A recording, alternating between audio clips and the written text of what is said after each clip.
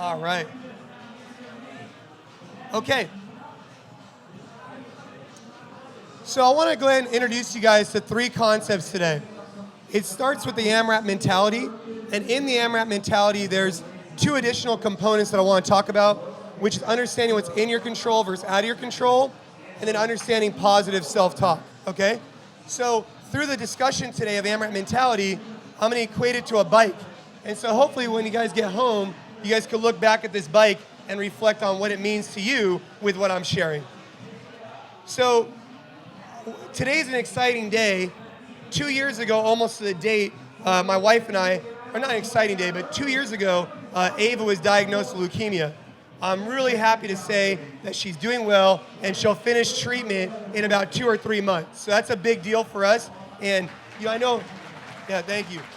A lot of you guys have played a big part in that, I get your guys' messages. You guys come up to us and tell us she's in your thoughts and prayers. That means a lot to us. So let's get into this.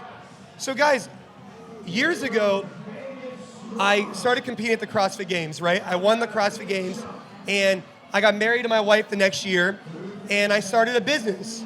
And as the business started to grow, and as my family life started to become more important, right? Because now I'm married instead of a girlfriend, I started to ask myself, how do I balance these different things in my life?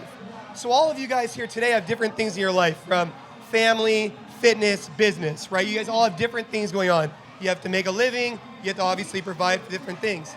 And so what I want to talk about today is how I try and balance the different things in my life and then be as effective as possible in those 3 things. So it was about 2010, 2011, I'm walking with Ashley and Ava, and we're going down this street.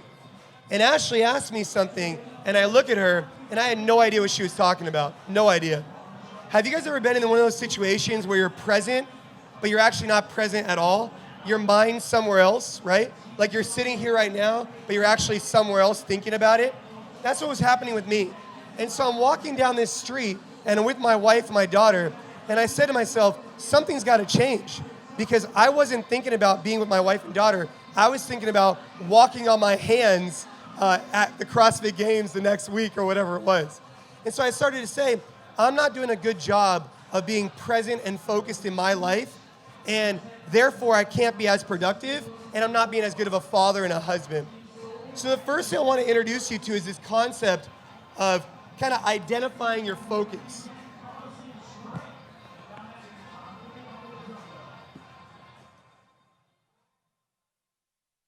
So just like riding a bike, you need to first identify what you want to focus on. And so for me, I've identified different focuses that each have a strong internal why for why I'm doing them. They're my family, they're the business, and they're maintaining my fitness, right? Each of you guys needs to think, hey, what do I want to focus on? What are my priorities? And then once you identify those focuses, my recommendation would be about 3. Then in each one of those, make sure you have a strong internal why of why you're focusing on those particular things. And just like riding a bike, if you don't focus throughout the day, you're going to tip over. So right now, when I'm with you guys right now, I'm not doing anything else. I'm purely focused on all of you guys. And I think what's been lost in our culture sometimes is we're sitting here like talking to someone. Have you guys ever been at dinner and half the people are on their phones, right? And it's like, why are you even going to dinner? Just don't even go to dinner. And so the first step is identify your focus and be present at it and have a strong internal why of why that's a focus of yours. The next step, just like equating it to a bike, is to understand that just like riding a bike, we need to be focused, we also need to pedal that bike. Meaning, just because we're focused, if we don't pedal, we're not going to go forward. And so in whatever you're doing throughout your day, you need to be present and focused, but you also need to work hard at it, meaning you're pedaling, right? And so right now, all of you guys are here, we're enjoying our time, but when I'm talking to you, I'm present, I'm focused, but I'm also working hard. And so what happens is, if you're at work, be at work. If you're at home, be at home. And I make this debate, are we more productive today, or were we more productive 20 years ago? 20 years ago, when we didn't have as many distractions, when we were at work, we were just at work. When we were at home, we were able to be with our family. And now, because of all the different distractions, it's challenging. And so the way I like to segment my day is I like to segment my day in AMRAPs.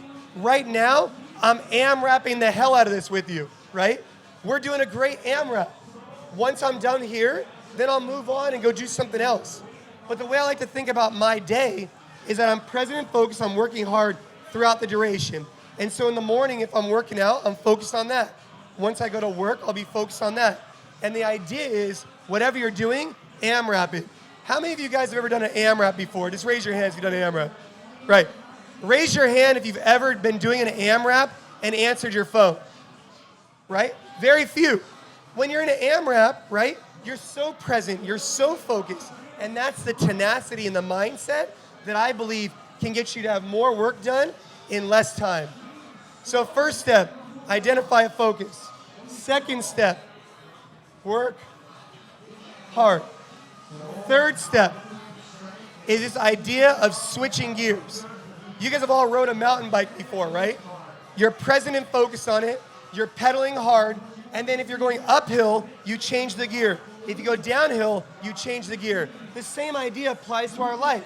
So if I'm here with you guys right now, I'm in one gear. When I go and I spend time with my wife, I'm in a different gear. And so throughout the duration of the day, a nice analogy for you all is to be present, work hard, switch those gears, just like riding a bike. After you leave here and you go work out, go work out. When you're at work, be at work. And I want to introduce this concept to you guys, which is understanding what's in our control versus out of our control. As you're identifying what you want to focus on and what you want to work hard at, you need to understand, what am I in control of and what am I out of control of? Let me give you an example. When you go home today, take something that's really stressing you out, whatever it is. It could be competition on the floor. It could be work. It could be family. And in one circle, place everything that's in your control. In the other circle, place everything that's out of your control. And then choose to only focus on this right here. For me, what I've done is when I was competing at the highest level in CrossFit, I would always be worried, what's Rich doing? Or these different things. I'd always be worried about other people. And the problem was I was completely out of my control. And when I started worrying about things that were in my control, it made things much better.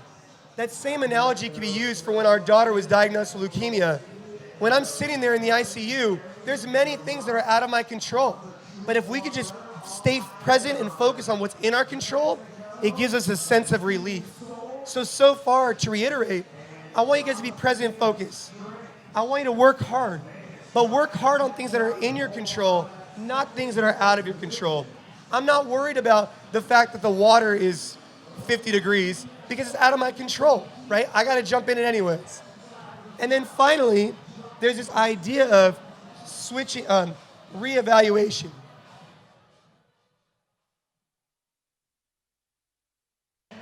The final step to AMRAP mentality that I believe is a critical step is a reevaluation. Throughout the duration of your life, you'll have different times that happen. Perhaps you get married. Perhaps you have a child. Perhaps someone gets sick. Perhaps you get a new job. And when this happens, you have an obligation to reevaluate where your focus and your present and your focus is and your internal why. So for me, I'll give you a great example, real life. In 2015, our business was growing, my family was growing, and the competition in CrossFit's always getting harder. And so I had to ask myself, do I have the time to be present and focus on all these different things? And I had to reevaluate and choose to go team because I knew it would be less of a priority and I could kind of be more relaxed about it. So maybe for some of you guys, as different things in your life change, you need to reevaluate where your focus is because you can only focus on so many things. Taking that one step further was 2016. I left Wadapalooza, I went home, life was good. Then Ava got sick. When she got sick, it was an easy reevaluation, guys. I'm sitting there in the hospital just saying, hey, I'm no longer gonna compete in the sport of fitness because for me, I have to be present and focused on my family and the business. And fitness for me is now just a stress reliever, but I don't need more stress from competing. And so in your guys' life, the whole idea is, guys, let's go ahead and identify what we wanna focus on. Let's be really present when we're here with each other. Let's work hard at it. Let's then switch gears throughout the day. You'll never forget this right here. And then, every now and then, when life changes, reevaluate where your priorities want to be so you can make sure you have the right focus and priorities. Last note, 2 more notes. Positive self-talk. How many of you guys have ever been working out and you guys say to yourself, my legs really hurt right now. It's really hot, or I can't breathe. Any of you guys ever said that to yourself before? Is that positive or negative, right? So one of the things I want to introduce you to that really made a big difference for me in fitness, I had a sports psychologist work with me for a long time. And what he introduced to me was this idea of positive self-talk. So as I'm going through a workout, let's just say I'm squatting, boom, boom, boom. Instead of saying, man, my quads really hurt, I say to myself, what would I say if I was coaching myself or an athlete? If I was coaching him through an air squat, I'd say, hey man, stay back in your heels, drive your knees out, you're doing great. But I wouldn't say, hey, your quads really hurt right now, whatever. And so for me, positive self-talk is such an important thing because you can develop it so well through exercise. Exercise is a great way to develop this. The next time you're in a workout and a negative thought comes in, immediately kick it out with a positive thought. Think about coaching yourself through your own workout. But let me tell you, guys, this isn't just about working out. Working out is just the way you get there. The most important piece is how this reflects into real life. For me, when we were in the hospital, and all these different crazy things that have happened over the last couple of years, it's using positive self-talk that allows us to get through challenging times. And I firmly believe that fitness and AMRAPs are the best way to develop that in the gym to help you outside the gym. So let's stay present, let's stay focused, let's switch gears, let's focus on what's in our control.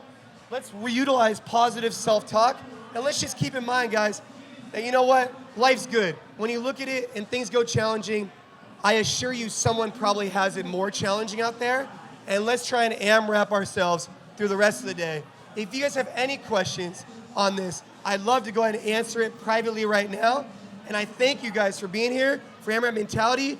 Put in your life, and I'll talk to you guys soon. Thank you very much.